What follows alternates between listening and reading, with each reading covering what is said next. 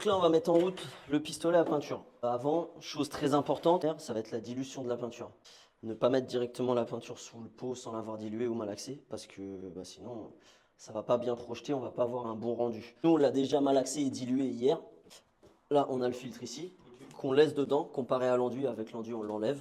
On est obligé de mettre le filtre. Donc moi, ce que je conseille avant d'utiliser le pistolet à peinture, c'est de passer un coup de WD-40 sur ça. Ça reste un peu gras. On l'avait déjà fait hier, mais là, on va le refaire. Ça reste un peu gras et sa machine, elle va se nettoyer beaucoup plus facilement. On met partout, même sur le pistolet. Surtout si on peint avec le pistolet dans la pièce. L'idéal, c'est de le bâcher un petit peu.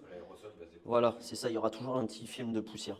Une fois que c'est fait, on va mettre le pistolet dans la peinture. Ce qu'on peut faire, c'est le démarrer à l'eau au préalable. Si jamais ça fait longtemps qu'on ne l'a pas démarré, comme pour l'enduit, au cas où la bille ici, et ça arrive que la bille au-dessus, elle rouille aussi, et elle se bloque. Donc pareil, c'est mieux de le démarrer à l'eau. Là, on l'a démarré hier, donc il n'y aura pas de problème. Enduit, on prend un seau à côté. Là, on va déjà enlever le tuyau, le dérouler avant de mettre la pression. Une fois qu'on a déroulé tout le câble, on va venir purger, enlever l'eau qui reste dans le circuit et le mettre en pression, comme pour le pistolet à enduit. Donc déjà, on le branche, sinon ça ne fonctionne pas. Là, on va venir purger, on le met vers le bas, on le met en route, ça va purger, ça va faire monter la peinture dedans. Dès que la peinture elle sort, là ça va dans le pistolet. Maintenant, comme pour le pistolet enduit, on va vider l'eau qui reste dans le tuyau. Une fois que la peinture elle est là, il faut pas mettre à fond alors par contre là. Ça sert à rien, ça va projeter, ça va éclabousser partout.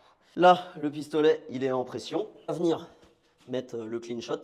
C'est ce qui va permettre d'éviter, quand on va peindre, au moment où on lâche la gâchette et on rappuie dessus, il y a toujours des petits crachats. Ça le fait surtout quand on utilise une rallonge. La rallonge et la buse, il reste de la peinture. Donc quand on rappuie, ça envoie toute la peinture et du coup, ça fait des crachats.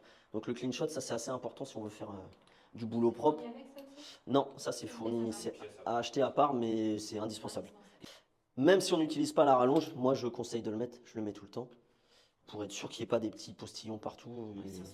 Ça se met avant la buse en fait. On vient le serrer. Ça par contre, il faut bien le serrer, sinon ça fuit. Ensuite, une fois que ça s'est mis, on va venir choisir la buse. Donc très important le choix de la buse en fonction de la peinture qu'on utilise. Si on utilise du velours, ça va peut-être être plus une 415. Si on utilise du mat, ça va peut-être être plus une 519 ou une 517. Si c'est des lacs, ça va être une 315, 317. Enfin, c'est vraiment en fonction, il faut demander au fabricant. Parce que du coup, il y a beaucoup de personnes qui utilisent une 517 pour toutes les peintures. Et forcément, tu n'as pas un résultat incroyable. Si tu prends pas la bonne buse, tu fais pas la bonne dilution, tu mets pas la bonne pression, ça va pas être très propre. On vient mettre la buse. Normalement, il n'y a pas besoin de la serrer très fort. Et du coup, maintenant, on va pouvoir passer à la pulvérisation. Bon, le mieux, c'est de mettre un masque. Mais bon, là, vu que j'explique, on va pas le faire. Voilà, donc là, on a 61 bars de pression. Et là, tu vois, il y a des crachats. Donc ça, c'est que le clean shot, il n'est pas bien réglé. Donc il va falloir soit le resserrer, soit le dévisser. En fonction de comment la peinture elle est liquide. Donc ça ne sera pas le même réglage à chaque fois. Selon la température et tout. Donc ça, c'est à voir à chaque fois. Ça, c'est quand on l'utilise, qu'on le voit, on se dit, bon bah voilà, il y a des crachats, je vais le resserrer un petit peu. Et ça vient pas de la pression de la machine. Ça peut venir aussi de la pression, de la dilution, enfin c'est un tout. Oui. Donc C'est vraiment un réglage fin, quoi, au cas par ouais, cas. voilà. C'est pas on met la machine à fond. Il y en a beaucoup, ils mettent la machine à fond et vas-y, ils projettent. Parce que le problème, c'est que tu vas faire trop de brouillard, trop de consommation de peinture, tu vas en mettre trop sur les murs, ça va risquer de couler, enfin, ça, tu vas pas faire un boulot propre. Donc il faut vraiment monter progressivement. Là, 60 bars, c'est pas du tout assez. En général, moi je tourne autour des 120, 130, 140 bars maximum. Les 140, je trouve que ça commence à faire beaucoup. Pour des peintures intérieures. Après, les peintures extérieures, c'est autre chose. Donc là, on va monter à. On va mettre 110 bars. On va essayer sur les murs. Il y a un léger cordage sur le côté, mais c'est léger. On va remettre un petit peu plus fort. Le but, c'est qu'il n'y ait pas du tout de traits sur les côtés. Il y a des fois, quand il n'y a pas assez de pression, ça fait des traits. Ou alors même quand il y a trop de pression et que la peinture n'est pas assez liquide, Les traits, ça peut faire des traits. Tu vois, des fois, il y a des personnes, elles peignent dans les vidéos, on les voit, il y a des gros traits de cordage sur les côtés, Ouais. comme avec le pistolet à enduit. D'accord. Si ça fait ça, pour la peinture, c'est que c'est mal réglé, mal dilué ou que c'est pas la bonne buse. Là, on a un jet qui est pas mal.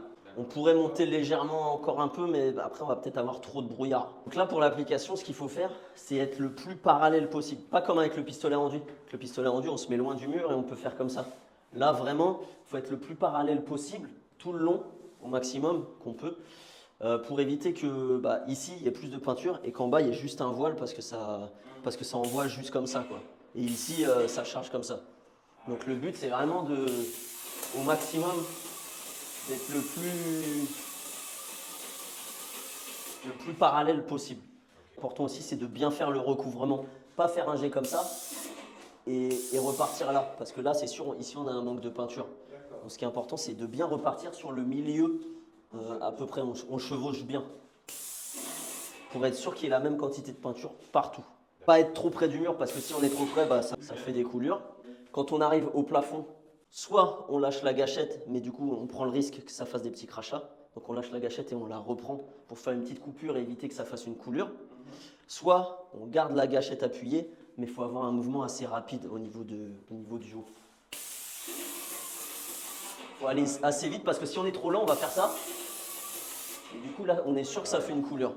Ça fait une surcharge. Et puis après, quand on va venir repeindre le plafond, ça recharge encore. Surtout si on fait d'abord les angles, après on repeint, après on remet, ça fait 3, 4, 5 couches de peinture et c'est la coulure assurée. Il faut avoir un geste assez rapide, pas trop, être pas trop près du mur, être pas trop loin, être assez parallèle. Enfin, c'est assez technique pour vraiment avoir un bon rendu, c'est assez technique. Après, pour faire les couches de peinture d'impression et faire la finition sur les plafonds, ça reste assez simple. Pour faire une belle finition par contre sur les murs, c'est un peu plus compliqué. Vous l'essayez? Pareil, on tient le flexible comme ça, déjà pour éviter qu'il frotte sur les murs, et puis pour que ça soit un peu plus fluide au maintien. Toujours partir d'en bas. D'en bas ou d'en haut, peu importe. Ouais. Vaut mieux partir que tu partes sur le sol plutôt que de faire ça. Vaut mieux partir sur le sol comme ça et monter plutôt que de partir là et de faire une surcharge. Ah d'accord. Là on a protégé le sol, on s'en fout. Ouais. Vaut mieux partir sur le sol et monter.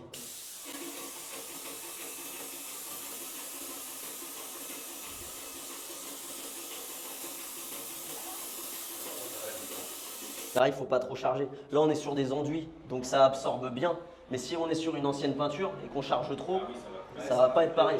Ça ne va pas absorber pareil, surtout si on peint toute la pièce. L'humidité, elle augmente et c'est sûr que ça va faire des coulures. Là, on va passer au rinçage. On va baisser la pression. On va le lever. On va nettoyer un petit peu ça. On va venir mettre de l'eau propre. Du coup, pareil que pour l'enduit, on va venir purger ça. Donc, on le met vers le bas. On le rallume.